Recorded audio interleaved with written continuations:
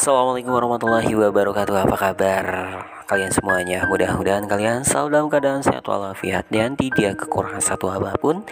Selalu tetap semangat saja untuk menjalankan segala aktivitas dan juga rutinitasnya. Selalu tetap semangat saja, selalu menjaga kesehatannya dan juga selalu untuk menjalankan protokol kesehatannya. Dan mudah-mudahan kalian semua mendapatkan rezeki halal dan juga berkah.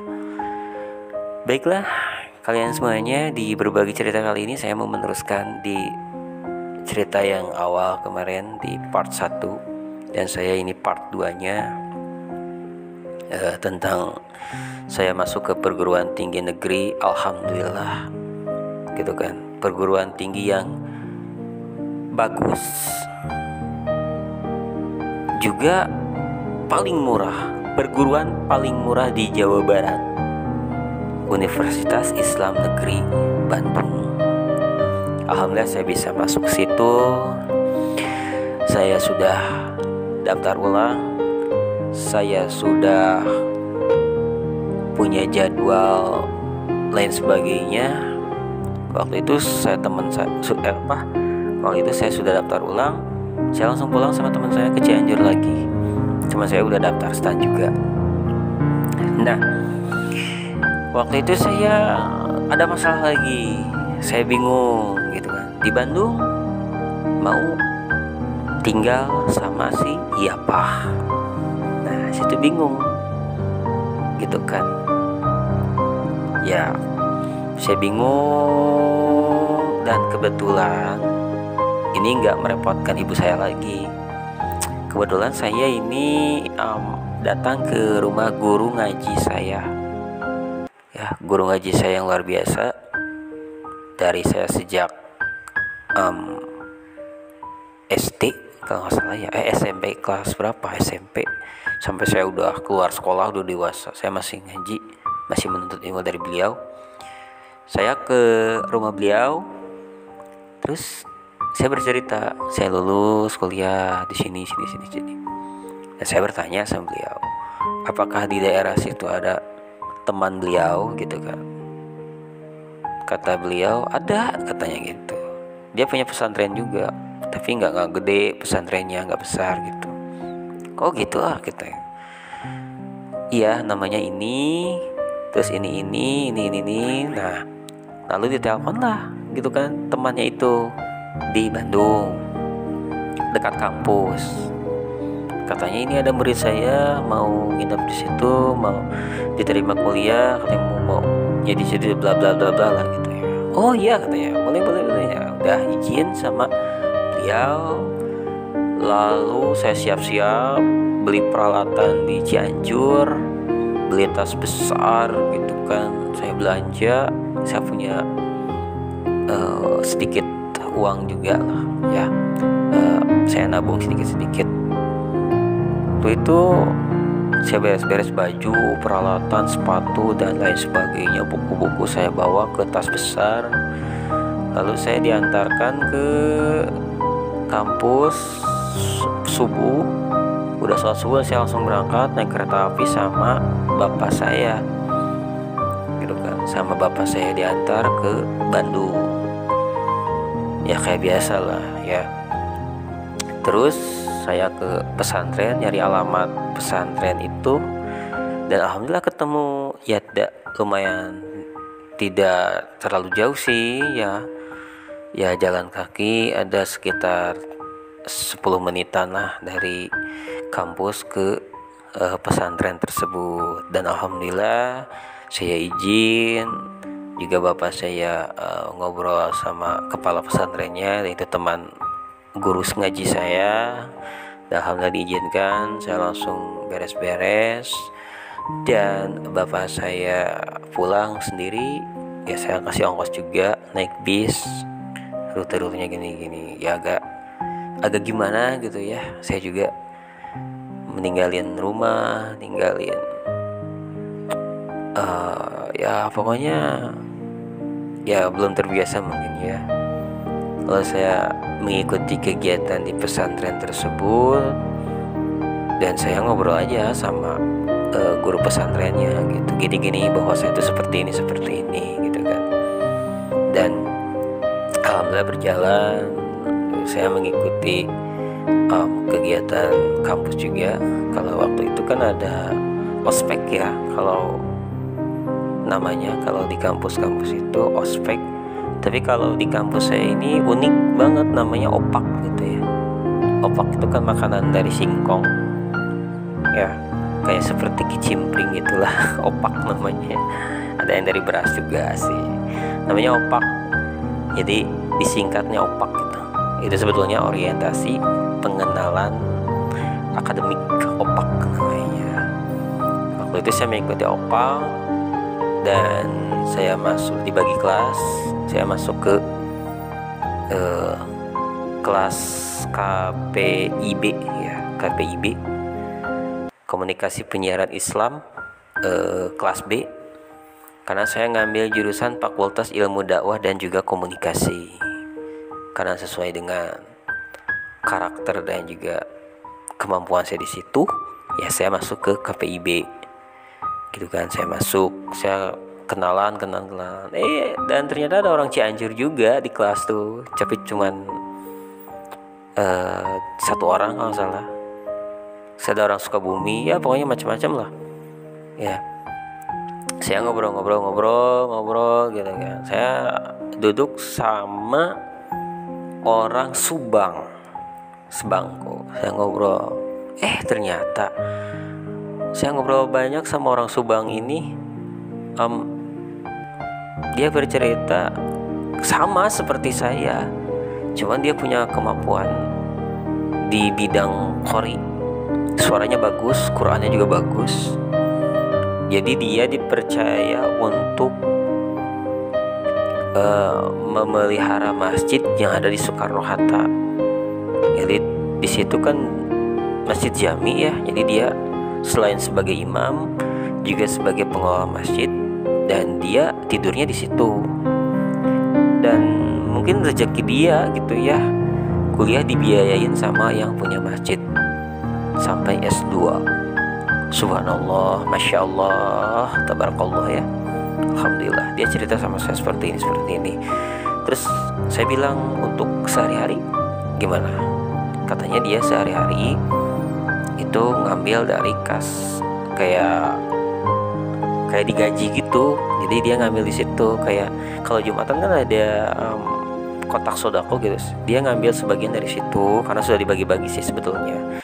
Dia ngambil dari situ dan saya diam di situ. Dan saya juga bertanya sama dia gitu kan, bisa nggak saya ikut sama kamu? Aduh, katanya mohon maaf banget, katanya nggak bisa karena udah penuh. Karena bukan saya aja cina yang diam mengurus masjid di situ, banyak katanya. Oh, kata saya. Lalu dia tuh mengajukan ke teman saya yang dari Garut, nggak tahu dari Tasik tuh, ke si dia katanya. Dia orang kaya, terus dibiayain sama bapaknya, sama orang tuanya, motor, laptop, terus dia dikontrakin rumah katanya gitu. Ya pas saya bilang, saya ngobrol, ternyata dia di pesantren juga diamnya gitu, karena keinginan dia juga katanya gitu. Padahal orangnya baik. Tadinya kalau dia ngontrak saya mau ikut di situ gitu, biar nggak jauh, jadi agak sedikit deket ke kampus. Terus ya saya bisa nebeng laptop gitu kan, karena dia tuh orangnya males banget gitu. Teman saya ini males banget. Jadi kalau ada tugas itu ya nyuruh temen gitu, satu kelas. Jadi dia nih laptop katanya, pakai aja, kerjain juga tugas saya. Jadi dia mah kayak ngasih uang katanya, ya ngasih uang gitu aja. Kalau orangnya males banget. Tapi saya nggak lama sih ya, waktu orientasi ya, waktu ospek saya lancar semua ospek.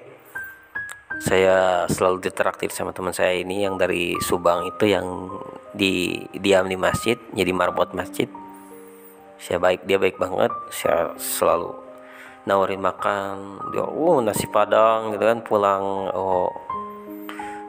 pulang ospek gitu. Kamu lapar nggak? Kan maghrib ya pulang itu, dari pagi. Wah, banyak banget kegiatan di kampus, terutama ospek juga kegiatannya banyak, acaranya juga banyak, makanya pulangnya maghrib gitu.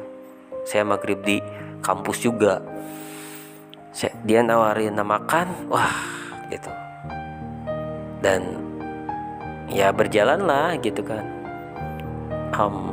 berjalan perkuliahan gitu. Saya nyari beasiswa, belum ketemu juga, dan di situ saya sempat putus asa gitu kan, putus asa banget karena mental saya masih mental tempe, tidak mau jauh dari orang tua gitu kan. Mungkin orang tua juga kepikiran terus, karena tiap malam saya selalu gak enak perasaan gitu, pengen pulang, dan ternyata, dan pada akhirnya saya waktu libur itu saya pinjam uang ke teman saya yang di Subang ini, pinjam uang 100.000. Saya mau pulang dulu. Terus juga saya menemui teman saya di daerah Dago. Ya, teman saya juga kuliah di perhotelan dan kos-kosannya di daerah Dago. Saya ke Dago dulu, mengunjungi teman di Dago, ngobrol begini, dan saya pinjam uang juga ke teman saya yang di Dago. Dia ngasih, kalau nggak salah berapa ya, 100.000 juga sih. Jadi saya pulang pinjam uang 200.000, dan sampai sekarang belum terbayar, tapi saya masih ingat kok gitu kan, kebaikan mereka. Dan ada yang, kalau saya berhutang sama teman, ada yang mengikhlaskan gitu kan, ada yang ya pengen dibayar, saya bayar gitu. Saya pulanglah ke dari situ ke Dago dulu, belum pulang sih. Oh iya, saya pamitan dulu ke kepala pesantren bahwa saya besok mau pulang dulu, katanya mau ngambil barang-barang, mau pulang subuh, udah sholat subuh, saya mau pamit, mau naik kereta api yang subuh katanya gitu. Dan saya bawa barang, tas besar, yang udah dibawa ke ini. Waktu itu saya pulang, ya saya ceritain aja lah ke orang tua waktu pulang ke rumah. Selain itu juga saya masih masih trauma, ibu saya meninggal dunia pada waktu itu, dan masih shock, masih kepikiran orang tua juga di rumah. Ya pada akhirnya saya pulang ke rumah dan tidak kembali lagi ke kampus gitu. Jadi saya nggak selesai kuliah, saya pulang. Lalu teman-teman saya nanya, kamu mau masuk kuliah lagi nggak, katanya. Kenapa nggak ambil ini aja, cuti dulu, katanya gitu. Saya udah bulat, kalau ngambil cuti kan nantinya juga harus bayar lagi gitu kan. Sedangkan keadaan ekonomi saya kan masih di bawah, buat kuliah juga bagaimana gitu. Kuliah SMA juga udah alhamdulillah udah lulus ya, karena saya mental tempe, jadi ya saya pulang. Dan pada akhirnya saya pamit, minta izin ke teman-teman juga, meminta maaf sama teman-teman di pesantren, minta maaf sama teman-teman di kampus juga. Ya saya mendoakan teman-teman yang di kampus supaya kalian lanjut untuk berkuliah sampai lulus. Dan sampai sekarang ya saya lost kontak karena handphone saya kan gonta-ganti, yang ini udah jelek gitu kan, ganti lagi. Jadi kontak-kontak terus nomor saya juga udah ganti gitu. Ya pada akhirnya ya memang beginilah saya. Tapi alhamdulillah saya bisa merasakan dulu bagaimana kuliah, bagaimana ingin kuliah, bagaimana mata kuliah yang begitu ribet, begitu rumit, banyak tugas. Apalagi tidak ada waktu untuk bermain-main gitu. Kuliah itu memang fokus ke tugas mata kuliah gitu kan. Dan ada teman saya yang dari mana ya, yang di pesantren itu SMS ke saya, katanya ini beras ketinggalan katanya gitu. Ya udah, itu pakai aja lah buat anak-anak di situ. Oh yang benar katanya, ya pakai aja beras itu di sama anak-anak pesantren. Oh ya udah, makasih gitu. Dan kebetulan di pesantren juga ada orang Cianjur juga di situ, dan kampusnya sama, cuman kakak kelas gitu ya, kakak angkatan. Dan pokoknya yang pesantren di situ itu mahasiswi kampus UIN gitu. Tapi yang jelas saya pernah masuk ke perkuliahan. Ya pada akhirnya saya status lulus SMA gitu ya. Kalau ada yang nanya, saya lulus SMA. Dan buku-buku waktu zaman kuliah juga masih ada sampai sekarang, saya simpan. Terus juga sertifikat ospek juga saya simpan. Terus alma mater juga masih saya simpan sampai sekarang gitu, bahwa saya pernah kuliah. Ya mudah-mudahan deh buat kalian nih, terutama yang mendengarkan cerita saya ini, yang masih SMA gitu ya, harus misalnya punya cita-cita ingin kuliah, fokuslah kuliah gitu ya. Dan otak harus berpikir, jangan sampai bagaimana kalau kalian sudah masuk ke dunia kuliah harus fokus, apalagi kalau dibiayain sama orang tua, ya harus fokus kuliah sesuai dengan kemampuan kalian masing-masing dan jurusan kalian masing-masing, kemampuannya ada di mana gitu. Kuliah yang benar, jangan seperti saya kuliahnya nggak benar ya, karena situasi dan juga kondisi pada waktu itu tidak memungkinkan. Makanya waktu itu saya agak sedikit kecewa gitu, bukan agak sedikit kecewa, saya mengecewakan ibu saya yang sudah membantu saya mengecewakan. Makanya saya bersilaturahmi sama ibu saya, langsung ke rumahnya.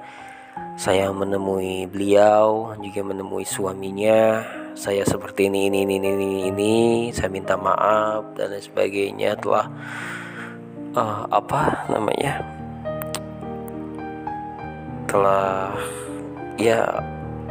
mengecewakan beliau. Tapi alhamdulillah beliau melihat situasi kondisi yang saya rasakan. Jadi saya meminta maaf sama beliau, dan sampai sekarang juga saya memohon maaf gitu kan, belum bisa membayar apa yang sudah beliau berikan kepada saya, baik itu secara moral ataupun juga secara material. Saya doakan semoga beliau beserta keluarga selalu dalam lindungan Allah Subhanahu wa ta'ala, tetap sehat selalu, dan selalu rezekinya melimpah dan juga berkah. Amin ya Allah ya Rabbal Alamin. Baiklah, itu kalian semua yang masih mendengarkan di channel saya ini, sepenggal kisah saya waktu saya mau kuliah. Dari sebelum kuliah, saya masuk kuliah, perjuangannya seperti apa saya bisa kuliah ya. Buat kalian sekali lagi yang ingin ceritanya diceritain di channel saya ini, silahkan kalian bisa untuk komen di kolom komentar saya, dan nanti saya akan berikan nomor handphone saya, dan kalian bisa kirim ceritanya lewat email saya ya. Silahkan kalian bisa berkomentar saja di kolom komentar. Jangan lupa juga untuk support saya, untuk like, subscribe, komen, dan juga share, supaya channel saya ini berkembang, bisa bermanfaat. Ambillah sisi positifnya dan juga buanglah sisi negatifnya. Mudah-mudahan bermanfaat dan selalu tetap semangat saja. Terima kasih, mohon maaf dengan segala kehilapan dan kekurangan. Wassalamualaikum warahmatullahi wabarakatuh.